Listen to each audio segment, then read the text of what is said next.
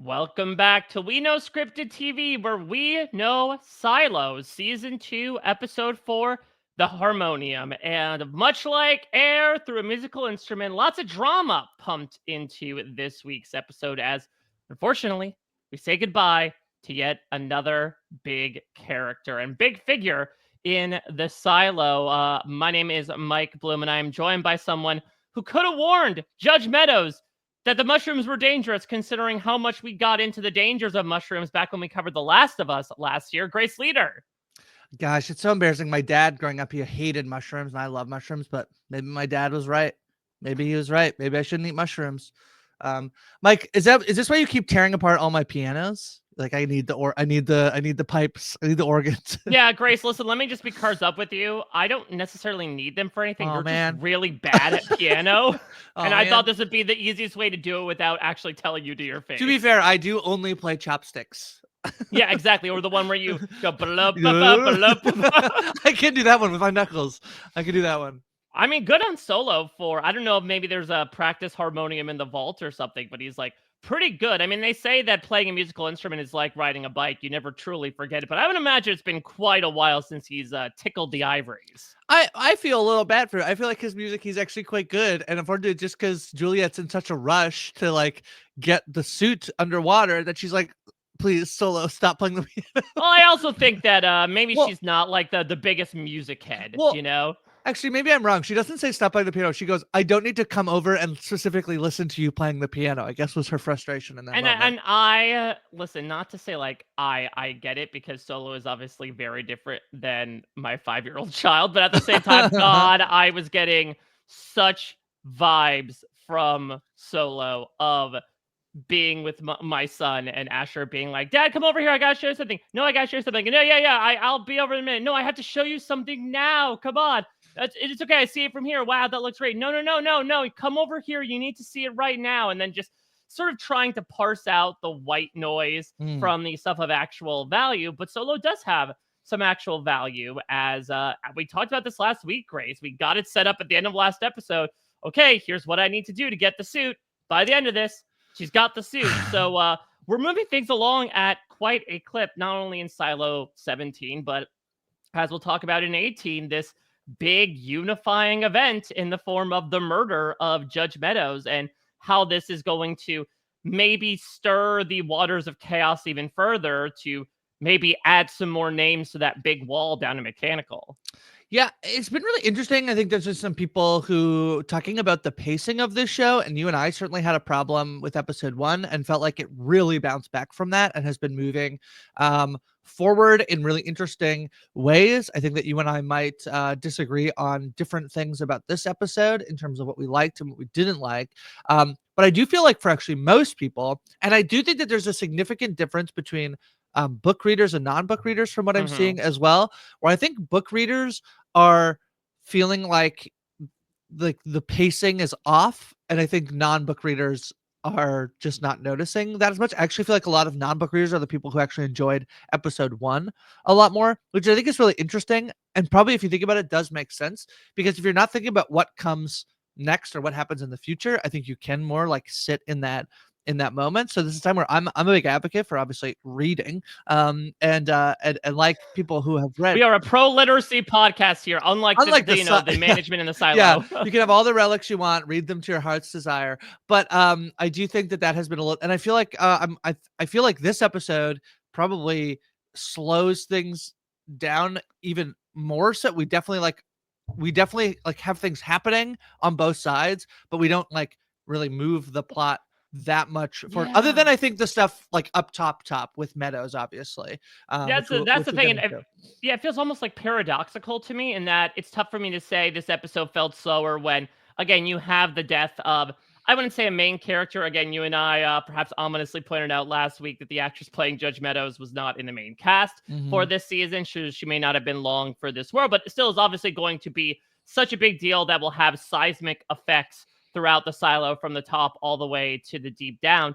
At the same time, yeah, it did feel like the build up to it, like it didn't exactly take me completely by surprise, because again, this is something that you and I talked about as recent as last week of like, yeah, she knows way too much. There's no way Bernard's going to let her outside And so it was always just going to be a matter of when is that other shoe going to drop. And it does feel like basically all the stuff happening in Silo 18 was the buildup until that moment, perhaps as methodical as the quartet from Mechanical making their way up the spiral staircase. I do think it sets up a lot of interesting stuff moving forward in terms of, if we're talking about the doomsday clock that is the inevitability of revolution, we're certainly getting a lot closer to midnight now after this. But I don't know. I'm feeling, at least in this moment, that I can't say I was like completely happy with how much things were moving along, or even like how they filled those moments leading up to it. I would say,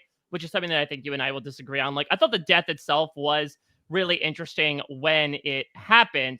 And not to say I didn't enjoy things like the Juliette and Solo moments as an example, but the Silo 18 stuff, Grace, I think just really leaves me kind of in a divided space as to how much I enjoyed it this week. I think that is completely fair. And I think, as I'm like thinking, because I feel like I did like it more, but I basically liked one thing from it that I feel like I'm like buoying up everything else. And it literally is like nothing to do with the characters. I really liked this. Is gonna sound so I don't even I should be an expert on this. I don't know who's the fourth woman who's with them. What is her name? Do you have that? Carla? You Carla. mean like Walker's ex-partner? Okay, yeah. With the whole episode, I kept being like, I should look up her name. I just couldn't remember. When Carla drops the apple, I was like, oh, that's really cool. And they turn off the power. I was like, that whole thing is really cool. But I do agree with you, I think, in terms of there's so little here. And I think it's just a continuation of the thing that we keep saying, which is these characters, other than Walker, we really don't know anything about them. And I think that if they are then going to lead the revolution, it's really hard to feel invested in why they're doing that. I was just talking to this about this with another show that's airing right now. I was talking about it with Taryn, where there's a main character on that show who I really know like what she's trying to do, but I don't understand exactly why she's trying to do it. And I think that maybe that's like probably I don't need the same level of depth for that character or for these characters, because are honestly like wanting to live free in a society is probably enough to do that. But I think it's kind of a failure of the show. Not that the show is a failure, but there's a specific piece where you could almost sub 3 out of 4 of these characters, like mostly with any other like background actor in the show, and these scenes don't feel that much different. They don't feel like they have that much more heft or weight. And even I think the character who has the most character development, I actually thought like we got a little bit of this episode, but not in a way that I thought was the most effective, which is Walker has not been outside of her room in 25 years. And we do get the scene where it's like, you haven't been outside and now you're walking all over the place. And like, that's interesting. But I think that it felt kind of like, we have this moment where they're sitting down together, her and Carla, and then it's kind of like, okay, well, moving on. We got to go upstairs. And not that I necessarily think we need like, regression of that behavior of her to like slip back into, basically you would consider her probably having agoraphobia. Is that the right word? Yeah, I think that's the proper way to describe it. I don't know if it was like unnecessary fear of going outside, but I think it was more so like, I don't even say linked with trauma. I think just more so an aversion to going outdoors. And I just kind of feel like the show kind of like said this week of like, oh yeah, isn't it weird that you haven't been outside in 25 years? And she's like, yep. And that's like it. And so I just think like the actual like story point here, which is setting up a revolution, I'm very interested in, and I like where we're like going with it. I just don't think they had done enough to like power up these people. And by the time we're here, where we also have everything happening with Bernard and Meadows, and I feel like that's a storyline that actually has done a lot to fill in the backstory this season. And then you have Solo and Juliette.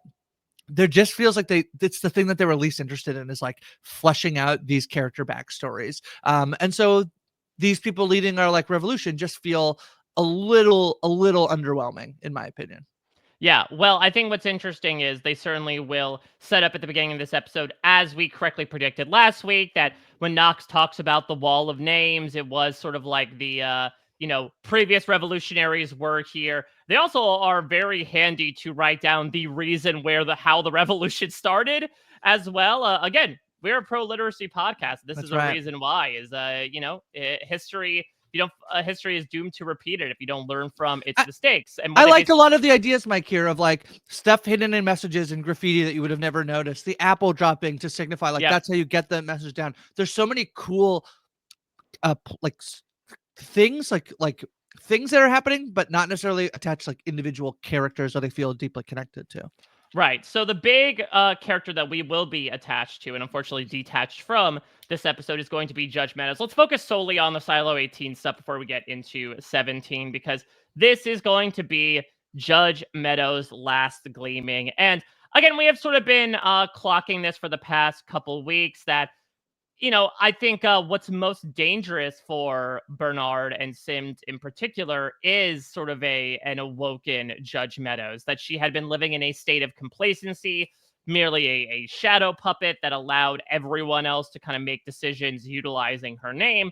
But now that she is like fully cogent and wanting to work, it turns out that yeah, there was a reason why she was Bernard's shadow. She is capable of a lot of curiosity and a lot of independence. And that's what's going to purposely build to this head. And partially, Bernard will not be the one to necessarily say, yep, I definitely think I should kill her, but is kind of unfortunately spurred along to do it by the fact that Meadows is going to take 2 meetings here. One will happen, one will not. Let's talk about the first one here. Because Grace, we talked about this. Like, there wasn't any news that Avi Nash wouldn't be appearing in Silo season 2, but as the season went along, I was a little bit like, yeah, what happened to Lucas? Like, Lucas got sentenced to the mines, and then that's it. He just gets dragged away. And for what it's worth, he still does end up going there by the end of this episode, but he at least gets a reappearance and one last scene with Judge Meadows where she's able to give him an astronomy lesson. Yeah, so I don't know if people haven't been clocking it, but Mike and I have been talking about Lucas, and just to pull the curtain back, it's because Lucas is far more present in the books than he has been on the show. So when we have been like, what's going on? It's because like there seemed to be a place for him in the books that for some reason the show decided not to. All that being said, I really liked this scene. And actually, I really like basically all of the Meadows Bernard stuff, bar for one major thing that I think I hate it so much. And it's kind of like, it's the most beautiful person, but they have like spinach in their teeth. And I'm like, God, it's really hard. Then maybe they have mushrooms in their teeth. It's You're like, just so shallow, Grace. I really can't help but look away from the mushrooms. So let's save the mushrooms for later, which is I love this scene. I think Meadows is so interesting, and almost why I think that the scene that we're going to get later, see, I can't help but thinking about the mushrooms, why it sort of like feels not in line with the character they met so far. This scene where she like is like, hey, you're right. Just so you know, like all of your scientific theory is actually right. We're a planet surrounded by stars. There's billions of stars, blah, blah, blah, blah, blah. And then suddenly like pulls in the guards to come get him to send Lucas down, shaves his sentence by half. And you're like, what just happened? Like, am I supposed to be rooting for Meadows or not? And this to me is the best example of the way in which if she could she could be Bernard, but she's not. This is so ruthless to basically like, she basically toys out of him. Like, could you be dangerous enough to be someone who believes in this? And when I'm telling you this stuff, do you believe it? And he does. And it's like true things that we know. And then because he shows that like sign of like brightness, like she snuffs it out immediately. She's like, okay, bye. See you in the mines. And she says later, like, we stuffed his sentence in half. That's to make us look good. He is not going to survive in the mines. So I love this scene. I thought this was like so compelling, so interesting, so well done. Uses the silo stuff of like people not having this information, and then the fact that some people do have this information, and then the way that they use it as a tool to manipulate one another for both their immediate relationship, but also to not make sure that the rest of the silo is not threatened so that Meadows can get out, right? Like she needs to leave. So this is brilliant, I thought. Yeah, and I think it does a great job of representing Meadows' character before her untimely demise, which is like, she is individualistic, but she's also pragmatic at the same time. And she kind of knows how to operate within the confines of what she's been given. It's how she's able to broker for a while, at least, like, hey, great, you told me all this information and you want me to work again, and I'm going to broker that power to say I want out immediately. And to have her basically be like, yeah, everything you know about this is true, and then some. Here's everything you should know about the way that our solar system works, which for those that don't remember, Lucas was this guy that Juliette was like, they were sort of circling around each other. He works in IT, and she met him through various circumstances, like sitting up in the cafeteria while she was still sheriff, and he was like drawing stars in the night sky, the lights in the sky, trying to figure out exactly what they were.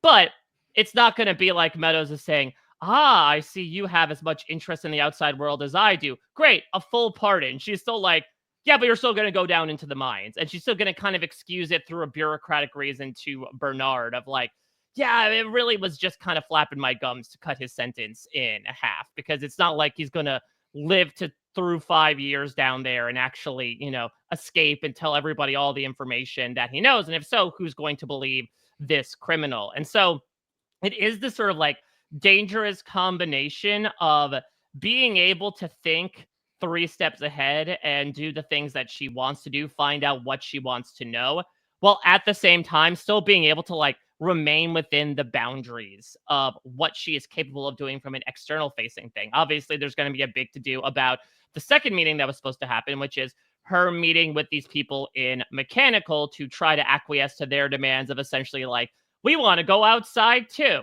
And even though Meadows is going to continuously tell Bernard, like, yeah, I'm not going to actually, acquiesce to their demands, there is still something about the fact that she wants to meet with them that, for different reasons between Bernard and Sims, is going to sow a lot of distrust that's going to lead them to, not wait until they could shove her out of an airlock with a defunct suit and basically have to do it right there, right then. Though it also is interesting that what we're set up at the end of this episode is that, assumingly, Sims might get what he wants in being able to become Bernard's shadow, but it's not exactly under the most genial circumstances, in that, we could talk about this during the Meadows death scene. Bernard didn't necessarily want to quite literally pull the trigger. It is Sims and his wife who do this scheming behind the scenes to stir the waters of impeachment, and then to sort of make this pitch to Bernard, force his hand up. Well, you're mayor. You want to unite the silo against the common enemy, right? And Meadows, as powerful as she is stirring a bunch of dissentment by bringing up these people from what are supposed to be our scapegoats to talk with them. Yeah. I also really love the way that this stuff is intertwined with the stuff from earlier, because at least we're getting closer to this thing before. And there's the whole like, let's impeach Meadows, and then the way in which like they like won't turn on the power until they get to see Meadows, and then ultimately the way that this scene ends, which I thought was like, I mean, again, I'm going to say fun, and it's not fun, but they're basically going to frame these people for killing Meadows as a way to like quell, like to turn the attention on the injustice to that it's actually these engineering's like they're causing trouble. It's not that like we're evil and looming over you. Like it's this is like really classic fascism stuff of like, actually it's those people over there who are like causing trouble, and we need to put all of our effort into and we'll be the ones to like quell that, so don't worry. So yeah, not fun, but I thought very well done in this episode of like, and I thought the scene where like they open the door and it's like, you want to see Meadows? Like, here she is. And she has the like dart, in her, what did she have? Was it a dart? It was a knife. A knife. Yeah. I thought those mechanical people love to play darts, and just one went wrong, slipped out of Knox's hand. I don't know why I thought it was a dart. It's like, they'll never let me get close to her, so we better get like a blow dart. I mean, it is interesting because, of course, we know in the silo, like, firearms are not allowed by anyone outside of judicial. So yeah, maybe you have to come up with different means to kill people with regular objects. Right. So I think that this is really great. This sets up like, clearly this is actually kind of, I think, the fuse that that sparks the revolution here. But now the revolution, like, again, I just think this is really brilliant because it's kind of like the world feels fuller. This is going to be perceived as like a revolution, but now you have the way in which like how does a government respond to a potential revolution, which is they use the means and the tools that they have at their disposal to try and make sure it doesn't seem like a revolution. This is kind of what Bernard was saying earlier, where he's like, you can't just tell them, like when Juliette, survived, he's like, I can't tell them that, like they won't believe me if I try to tell them something other than what actually happened. So I have to then maneuver what actually happened. And this is really good. So the before and the after are incredible, Mike. The during, I think, is such painstakingly television trope, like garbage. I said I wasn't going to say garbage, that's but I'm calling it garbage. Yeah, I mean, listen, if there's a way to go, television has taught me over the years, Grace, that like, if I must, poison seems pretty darn good because it just always happens to sit in your system for a very convenient amount of time. It's painless. It usually comes with like a nice meal, and then you get to learn a lot of interesting information before you shuffle off that mortal coil. So there's a bunch of stuff here that I think is bad. So first of all, besides the mushrooms, some of this, Mike, can be later revealed as like, oh no, I did know this information. I was just trying to get this information to Meadows. But let's first talk about, I hate that. I hate it's like what I kept saying was like, I think Meadows is going to die, but I don't think Meadows is going to die in surprise. Like, I think she's going to, in some way, see what's coming. And unfortunately, the show is like, nope, just kidding. She's going to be surprised. And yet she basically is immediately not surprised as soon as she realizes that she's been duped. So I think it's really unfortunate that they wrote this character to be like, well, yeah, I get like, oh man, I guess probably now that I've eaten all the mushrooms, I'm going to realize that all the mushrooms are poison. Like, oh no. Yeah, knowing how thorough Meadows is, should she have not have like conducted her own search as soon as she walked into Bernard's place for her suit? And as soon as she didn't see it, she's like, yep, something's up right now. I've asked you many times for the suit. It has not come. Either I'm not going to engage with this conversation or this will be our last conversation. Yeah, and it's just kind of like, I don't know, they kind of wanted their mushrooms and to eat them too, is I guess what I'll say, is that like they have the moment where she gets duped and she gets poisoned, but then also this moment where she's like, aha, like, I believe you've poisoned me. And I just think it's like, it's so tropey. It's so bad. I think that like the argument that they can make in the writer's room, which, is fair, is that she's kind of blinded by like, I will soon have my freedom. And so like, I have to keep going along until the moment that I'm outside. And unfortunately she gets like duped by that. I just think it's not strong enough for this character. And yeah, then I really hate the like this whole like, I'll live long enough to tell you all this information. The other piece of this, Mike, is like, why did Bernard just destroy the hard drive? Did we get a reason before about why he would destroy this hard drive? And is it that he can't like decipher it, so he didn't know it was on it, and that like she can decipher? So he just destroyed it, being like, well, we can't have anybody else get this and decipher it, so he just destroys it. But I just felt like for Bernard to be like pretty smart villain, for him to be like, I destroyed that hard drive. What do you mean? What's on that? It's like, come on, bro. Like you have a secret locked vault that nobody can get into. Why did you destroy the hard drive? And maybe he didn't destroy the hard drive too, is the other piece. Yeah, I mean, it's a good question. And also I'm trying to figure out, and maybe those in the comments can elaborate on this first. Like, how did Meadows know what was on the hard drive? Like, was this something that was previously in her possession back when she was working in IT? Because she's able to like provide information for him of like, oh, here's what is on the hard drive. When from our perspective, because again, she basically did nothing in season 1. She never got her hands on the hard drive, unless I'm misremembering something. Yeah, all of this stuff, I do feel like is stuff that there's the potential that I'm critiquing a thing that is not a fully fledged story. So it could be that like, so first of all, Bernard could still have the hard drive. Meadows might never have known about the hard drive and is actually just making sure that like she's like telling Bernard, like, I won't tell you, rather than saying like, I don't know. Like she wants him to maybe like, I don't know, like suffer through or to hold some sort of line that now she realizes that he's bad. Like, don't give him anything, even, whatever. There's a lot here that I think could be like fleshed out, but I struggle. I think sometimes I struggle, and I know we'll have people in the comments who will be like, oh no, it's this, this, and this. And that's great. But I feel like if I watch enough television that I'm sitting being like, wait, what? Like, unfortunately, I feel like my critique then is like, I don't think it probably wasn't clear enough for people who are like so casually watching the show and being on their phones. And maybe that doesn't matter because like they don't really, it doesn't matter. Like the feeling of the scene is more important. But I thought this was a little weak. But again, it could be resolved with more information that we'll find out later. So I'll give that caveat as opposed to not dying long enough for the mushrooms. There's no retconning this. This was bad. Well, and it's interesting because initially the big MacGuffin of the hard drive was that it had footage from a previous cleaning to show everything going on with the screens and that, oh, okay, it's all a lie. I'm going to go outside to prove it, et cetera, et cetera.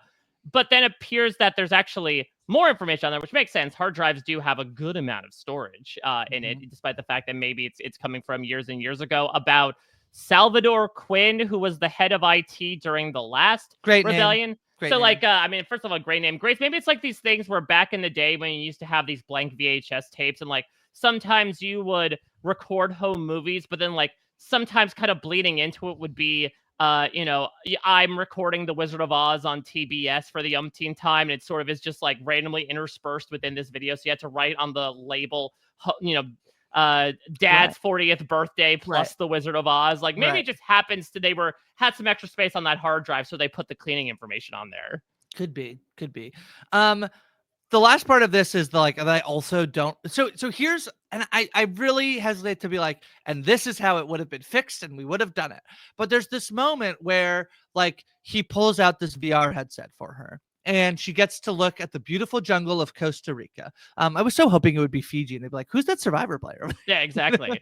But and then they just go down a complete rabbit hole of like, "Oh damn, I wish I didn't put the poison in your system so quickly. I could have given you the plot of all 40 plus seasons of Survivor before the world went to shit."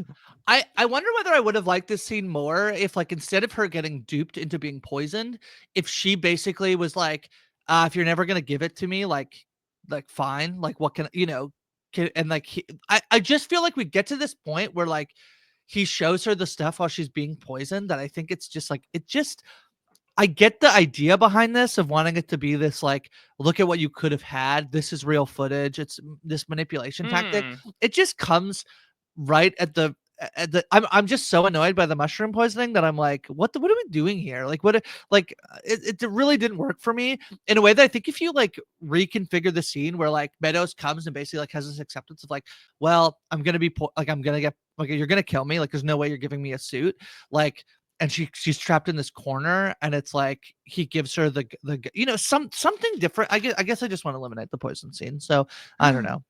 I mean, so does Meadows as well. I don't know. I actually I didn't take the whole VR Oculus knockoff moment as him like holding this over her. I don't think so either. Sorry. Okay. I think for her it's like, oh my god, like this is what she's wanted, basically. Like, it's a far less perfect version of the thing she wanted, but it's like she wanted to go outside, she wanted to free, so he gives her that as much as he can. That's the thing that I think makes this scene so interesting is Bernard's reaction when, again, this is a guy who has been more than happy to let people die or actively seek out killing people in order to protect the information that he has. Now, look, that is partially something here. There is a greater purpose for Meadows dying here, but it is very clear throughout this scene that he is not happy about this whatsoever. There is remorse, and there's almost like just a look of defeat on his face as soon as Meadows realizes that she's been poisoned, where he's like,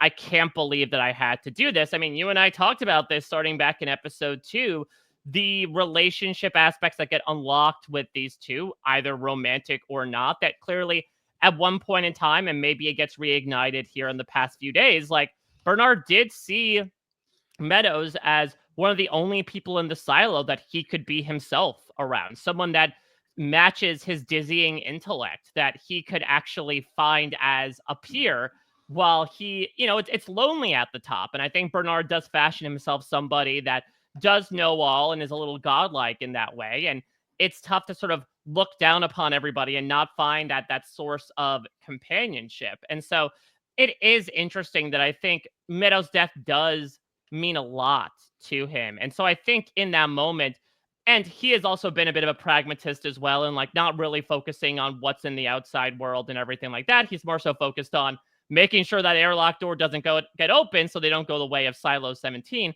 But you can kind of tell with like him having this VR headset hid away and the fact that he's able to provide like second by second narration as to what's happening. At least my headcanon is, oh, he's looked in that a good number of times. And so there is a bit of human in this character, both in the pathos he feels about the fact that Meadows had to die and how things end of, him getting to grant her, I guess, one last wish of having her go outside and see a world that wouldn't have been there had she gone outside. And then like them embracing physically on the couch as she both like in wonder and sadness asked Bernard with her final words, what did they do, Bernard?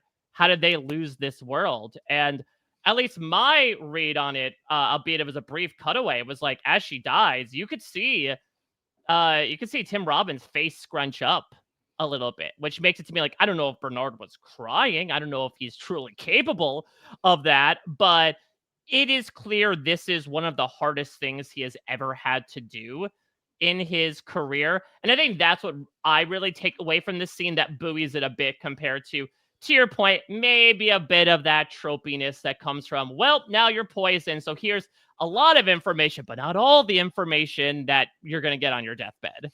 Yeah, I mean, yeah, it's I think I'm mostly annoyed with the placement of this, which is coming while she's been poisoned. But ultimately, I do think the themes of this little interaction are quite good. I think like it is really interesting that Bernard, because like part of me is like, oh man, what if he did it before she was? What if But I think part of the complexity of this character is that he only did this once he had poisoned her, once he had knew for sure that she was going to die. It's only then that he gives her this thing that you're right. Like he has this stowed away in his apartment, and can like, find everything that's in there. So that is pretty interesting. I just want to also give credit to Tanya Moody here, who does play Judge Meadows. She's a pretty famous like stage actress. And I feel like the moment it's the two tears like that like fall on her cheek that are just like there as she's like basically keeping it together, except these two like lines of tears on her face, these streaks,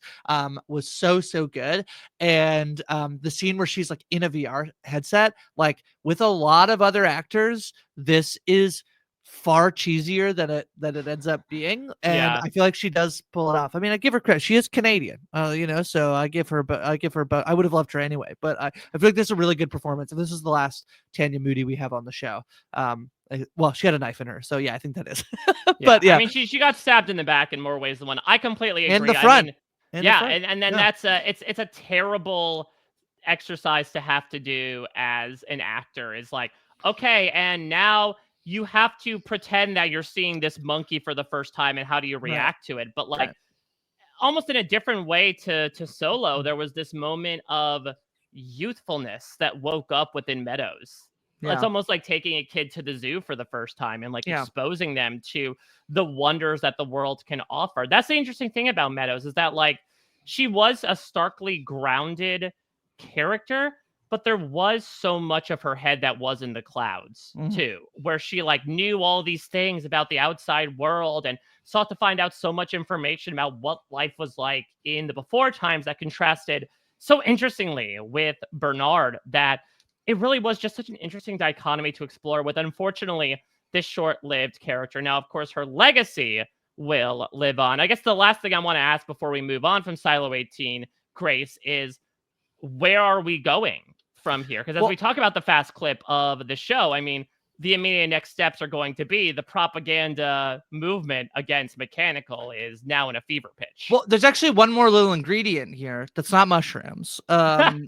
In Silo 18 that we haven't really talked about, there are a couple scenes this episode. First of like the sim stuff, which we did touch on briefly, but there's also the Billings stuff as well. Yeah, and like Billings' private eye here. Yes, the who took Cooper's body and for what purpose seems to be a mystery that they. Well, and so it's I don't think it's even Cooper's body. I think it's specifically it's the Patrick Kennedy's body isn't in the morgue, and also Patrick Kennedy might not be dead. Right. So yeah, you have that element as well, which that to me feels mostly like how do they interact with like the inevitable conflict you're going to get between and potentially to be able to like flip the switch back from like Bernard selling engineers as like traitors rather than as rebels. Like it does seem like Billings being someone who's now at the top, maybe figuring out that there's more shady stuff going on than you imagine, tied into the fact that like they talk about it, but like he was from judicial, where so he knew Meadows. That feels like that's how that ties up neatly. So but I think that that's where we're going. I think that we're gonna get some version of like, trying to stop these traitors while there's like essentially like what I think that this does, what I think the like framing of Meadows' body does, gives us some reason to understand why there will be people in the silo that choose the protection and safety of what they've been told, right? So this idea that it's not like they won't be able to convince every single person in the silo to revolt. There probably will still be a fair number of people who are, and so you kind of have you could see where like they'll have people on their like who you think would be on their side who are actually like want to preserve what is there already, and then you have on the other side, which is that like Bernard and Sims, now you have this like festering thing of Billings being like, I don't know if we're understanding everything that's happening. So you're creating, I think what they're doing is they're creating a civil war, but where like there are it will, what I like is that it's not this side versus this side. It's like this side with some of these elements over here that we don't know what they're doing, and this side over here with some elements that we, the obviously I think that the rebellion side is not quite as strong character-wise as the other side, but I think that's what they're trying to do, which excites me. I think that that's fun.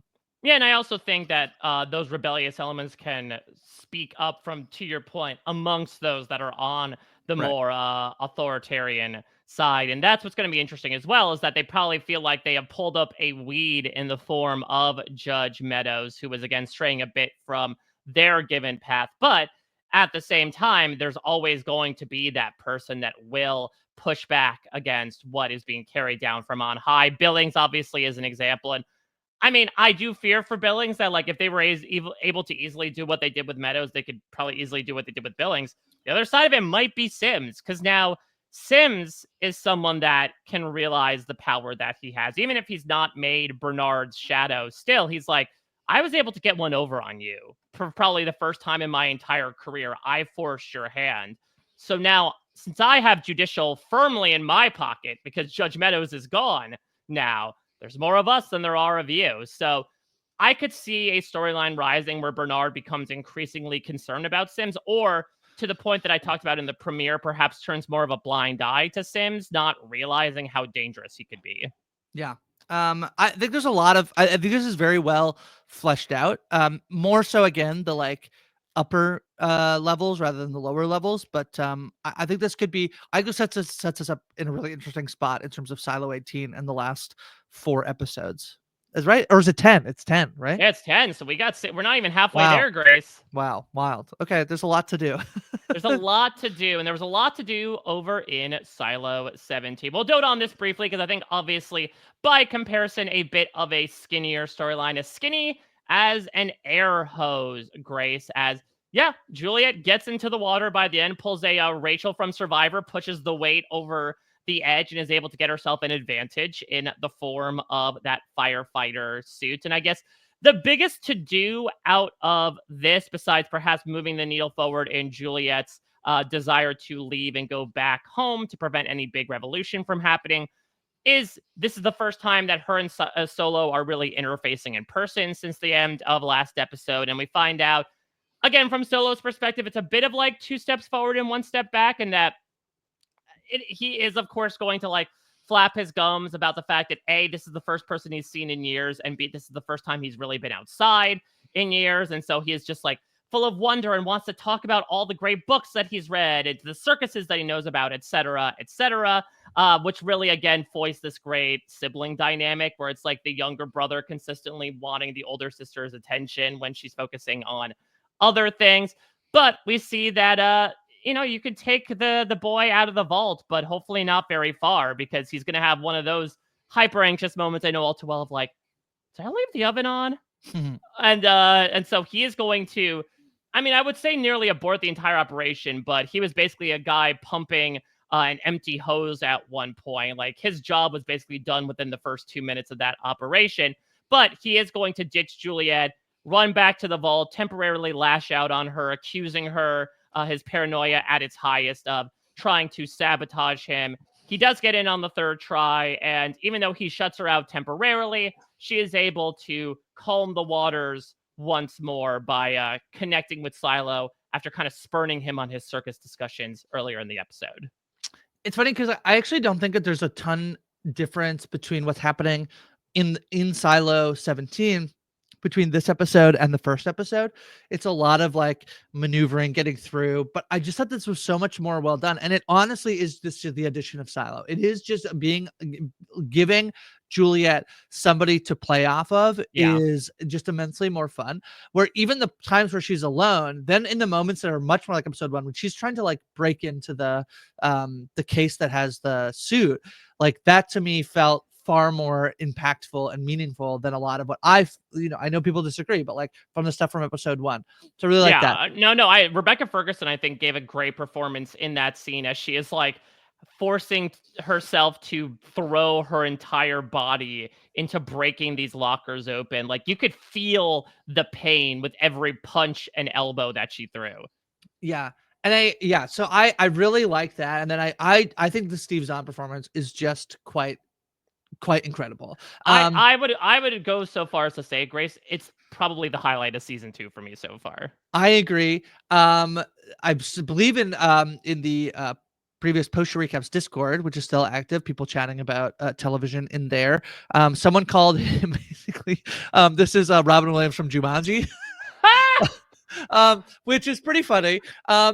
But man, if there's nothing more, if Solo never gets to meet an elephant, I do need there to be an elephant on the VR headset from Costa Rica and for Steve Zahn for Solo to see. I mean, I'm not sure biologically if that works, but yeah, throw the elephants in there. It's a is there an elephant in Costa Rica? I guess not, right? Probably not. I don't know where elephants live. But I just think this is so good. There's the thing we've talked about, which is that like Juliette is an introvert, but does have these like social abilities to connect with people, which I think is actually very true to life. There's this like sort of stereotypical version of an introvert who like doesn't get along with anybody or like only gets along with one other person, which is not really how introverts are in real life. Like, just because you don't want to socialize all of the time doesn't mean you can't build like really meaningful connections. We've seen her do that multiple times. But the moment where they go back and he only has one more chance to get in, and she goes, "Why don't you write it down?" He goes, "Shut up." And he goes, okay, like she that is such a sibling. Like, I know exactly where to like poke you right now to like set you off. And then realizing like, oh, too much. Like, that's actually what happens when I set you off. So I just thought this dynamic is really good. My like one little critique is like, if they had have set up the like, I need to go back to the vault to make sure I locked it, I think a little more last episode, so that this episode we get basically a whole scene that is basically to set up that at some point later Solo's gonna have a moment where he needs to go back to the vault. And I almost think it was like doing it 2 times in this episode was a little unnecessary. And if they wanted to set it up better, I think they could have done it better in a previous episode. That's such a minor it's so minor, because I thought that the scene was really effective when he is pumping air and he's like stopping for a moment. And the other thing too about that scene that I thought was just really good is like, if she died, like if it didn't work, if she's like, he would not know how long to do that or how long he couldn't be able to do that. And that to me was such an effective way to use kind of like primitive like technology in a way of like, it's not like you have something that can then communicate and say like, okay, I'm in, like now I'm coming back. Like, he just has to sit there and do it. I thought it was just the whole thing, the whole setup and the way the tension was built was really, really strong. Yeah, I do wonder about the whole lockout procedures with the vault, and maybe it's just because, again, we'll find out when Solo went full John Wick and like killed all those guys that were outside the vault. But I mean, I would imagine if those interlopers were trying to get in, wouldn't they have also tried to put in a code 3 times? Like, is it a permanent lockout? Does the lockout go away after a few minutes, like on your phone? Because otherwise, then like you would argue that they or he's inside and he could reset it. Yeah, maybe that's the case as well. I mean, the big thing to take away from this in terms of future storylines with this particular plot is something we get for a brief second as Solo is kind of bantering around this classroom, which is where the harmonium is, which like, Oh man, those kids, I'm so jealous of them that they had a teacher who got to play the harmonium when they were at their most bored, but prior to the revolution. But basically, we're getting some more peelings back into Solo's backstory as much as he doesn't want it to happen, where, he finds the backpack of a former classmate and ruminates on it and remembers it. And then Juliette takes off the nostalgia goggles to be like, wait a minute, you knew her? So you were like 11 or 12 when the revolution went down? And by the way, what happened to your eye? And he's like, oh, never mind. That's going to be for your future episode. Well, we need to go to this harmonium. Bye. There is one piece, and I'm just going to be a little like book person for a little bit because we promote literacy on this podcast, which is I was kind of waiting for the moment. There's a moment in the books around this time, and it doesn't, from what I can remember, doesn't have a lot to do with what happens in the future, but it is flashback material, which I think we probably don't need to be flashbacking, but there's a way in which I thought they were going to introduce it, at least by now, which is Juliet's name comes from basically the preservation of Shakespeare and Romeo and Juliet. And I feel like it's very strange that by this point in the book, they've introduced it as such a core component of like of Juliet's like growing up, and she's named after it. They go watch the play and that's how she gets named. I definitely thought like this guy who has access to everything, to all of history, might have been like, but I guess Solo just isn't a Shakespeare guy. No, Grace, that's like one of the first interactions they have in episode 2. Oh, did I just totally forgot? Yeah, where he's like, what's your name? Juliette. Oh, Juliette, like the play? And she goes, yeah, oh, you have that too? Right. I forgot. Yes, you're right. Yeah, I forgot. Yeah, well, there you go. It's a small thing, but yeah, there's an enther flashback scene, a la Lost. But then we wouldn't do the flashback. We wouldn't do the flashback in episode 2 because we already did in episode 1. So why would we? We're not going to do more Juliette child flashbacks. So that's that is something I actually want to plant my flag on. As much as we are moving quickly through this, I'm going to say that to bookend season 2, the episode 10 season finale, first scene of that episode, will finally be the story of how Solo got in the vault and like how he ends up making his way through the revolution, and also assumingly how he ended up killing all those people outside. Because I think also they're trying to, and at least in my opinion, still hint towards the fact that while he does have, again, a little bit of like more behaviorally immature, just given the way he was brought up, there is still this kind of like chaotic wild card element to him, considering that, again, it didn't end up amounting to a hill of beans because she ditched the hair O's anyway, but like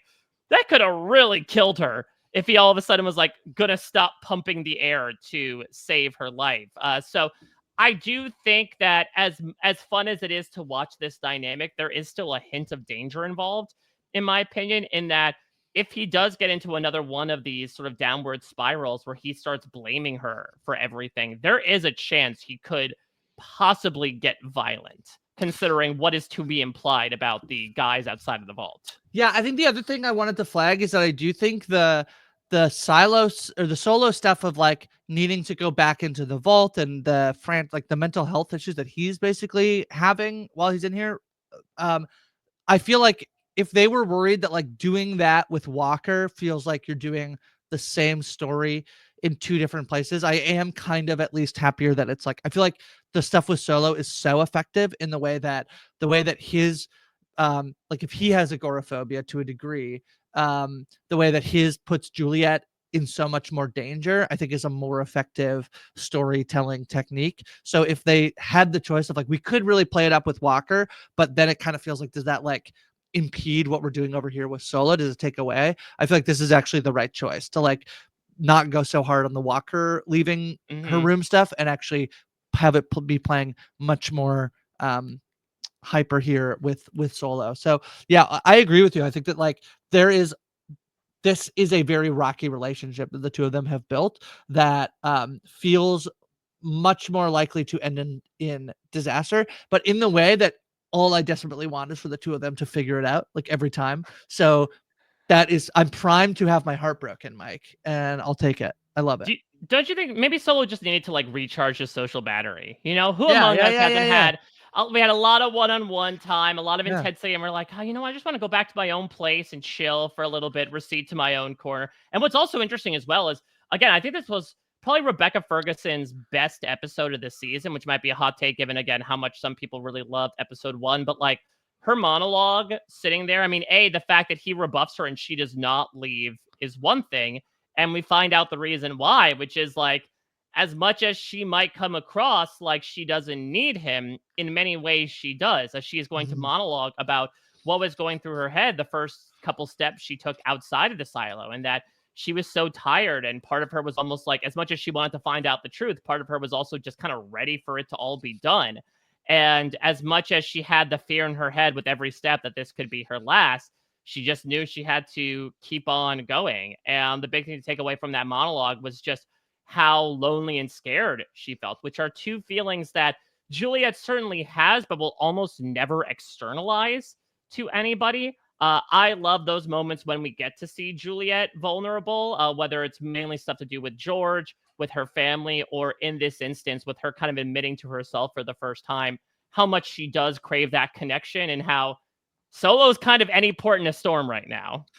Yeah, I also think that one of the things that's been really effective about this is that there is sort of like this, like, there's I've been playing some Dungeons and Dragons, Mike, where Oh, the DM that really? I've been playing with has this thing of like, what's your short-term goal and what's your long-term goal? Mm. And I feel like this is very well articulated for Juliet, which is her long-term goal is a little bit more nebulous, but it's basically like to figure out what's going on with all of the silos, how to basically likely say, and kind of this immediate thing of like, make sure that Silo 18 doesn't all try to leave the silo and die, because they probably think that they can do that. Little do they know that like they can't. And then these short-term goals of like, it was like first to like find the suit, but now it's kind of like, I feel like the next thing is like get into the vault, like convince Solo to let you into the vault. I feel like this is really effective storytelling here in terms of very easy to map on. Like, I kind of know what Juliet's trying to do. And if she's like the main hero of our story, I think you need that. So I just think the show has been very good so far. Yeah, I think there's been a really interesting theming within this interaction that I agree is probably going to lead to her short-term goal, which is essentially let me in. Right. Emotionally, Right. literally. I mean, we Right. talked about this last episode about the representation of space always being a matter of perspective, that Solo steps out from the vault and looks up and down the silo, which is so confining to so many individuals, and says like, wow, it's so big in here. And here, despite the fact that Juliette was able to wrench her way into the airlock of Silo 17 in the first place, she finds herself at yet another barrier from an emotional, behavioral, and physical perspective. And so I do think that's going to be the next major step for her, is like her being able to bridge that connection. And I do think if and when Solo does let Juliette into the vault, or God forbid something happens to Solo and Juliette is able to get into the vault herself, it is going to be a major Rubicon to cross for that character. I totally agree with you, though. Even if I felt like this episode lacks some stuff for me, I think the sum of its parts is really great. And as we start barreling towards the intermission point, I should say, the end of Act 1 of Silo Season 2, I'm excited to see what exactly is going to happen. Is it just going to be an everyone versus mechanical storyline? How much is that going to propel things forward? Will those apples get thrown instead of dropped? And then, of course, everything going on Silo 17, having the suit is a major step forward for Juliet's ultimate plan. Is there other stuff to do, or are we going to hunker down for a bit and focus on, what's happening with Silo and Solo in Silo 17? We Well, shall see. well, yeah, I think the big thing here about Juliet, and why I think getting into the silo or the vault in Silo 17 is so important, is because like, yeah, she could go back, but as far as she knows, like, she's just gonna run into Bernard. Like, she's just like, she's not gonna be welcomed back into the silo, right? Like, as far as she knows, like, she could get there, but would anything be able to happen? And she's potentially at risk. So I feel like she needs more information and more of a plan than just head back, which she could just come up with. But I feel like she's like incentivized to get into the vault to see like what tools could she have at her disposal to get back and actually make her trip back meaningful. So Yeah. Well, next week we will see how that meaningful trip will continue with episode 5. In the meantime, you can check out everything that's going on WeKnowScriptedTV.com, between TV for Real and Down the Hatch, Battlestar Galactica edition on my end, between Grace the Tastemakers and Doom Prophecy. And is there something new coming yes, to the airwaves this week that you'd like to plug? Yes, they announced this on actually this will be out by the time you're listening to this, which Yeah. is I will be covering Star Wars Skeleton Crew. The first 2 episodes dropped this week with special co-host all season long Owen Knight from Survivor Whee! will be joining me for his first, I believe, scripted television coverage here on We Know Scripted TV. So very, very exciting. So the first 2 episodes of Star Wars Skeleton Crew are out, and you should be able to listen to our recap of those 2 by now. So yeah, and Dune Prophecy.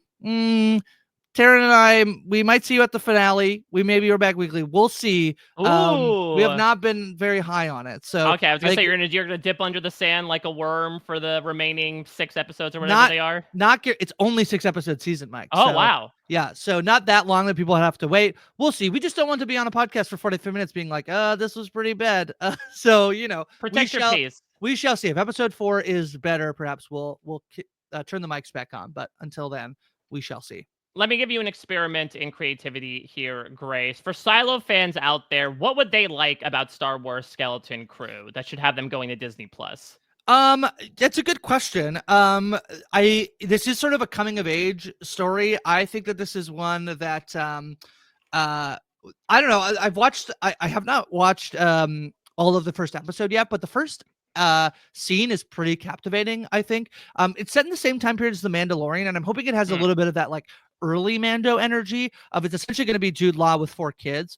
I think if you're like children averse, maybe like you won't like children in media, like you maybe won't love this, but I think it's going to be a fun little romp of them trying to get back to their home planet while there are like pirates and things that are chasing after them. So I'm kind of excited for Star Wars Skeleton Crew. We'll be chatting about it weekly. So yeah. Well, excited to check out you and Owen, and excited to get back together with you, Grace, next week to chat episode 5 of Silo Season 2. Thank you all so much for listening. Of course, let us know your thoughts about the episode, your answers to some of the theories and questions we may have presented in the comments. Of course, responding to us on social media, as well as in the comments on the YouTube version of this podcast. Until next week, everybody, take care. Bye-bye.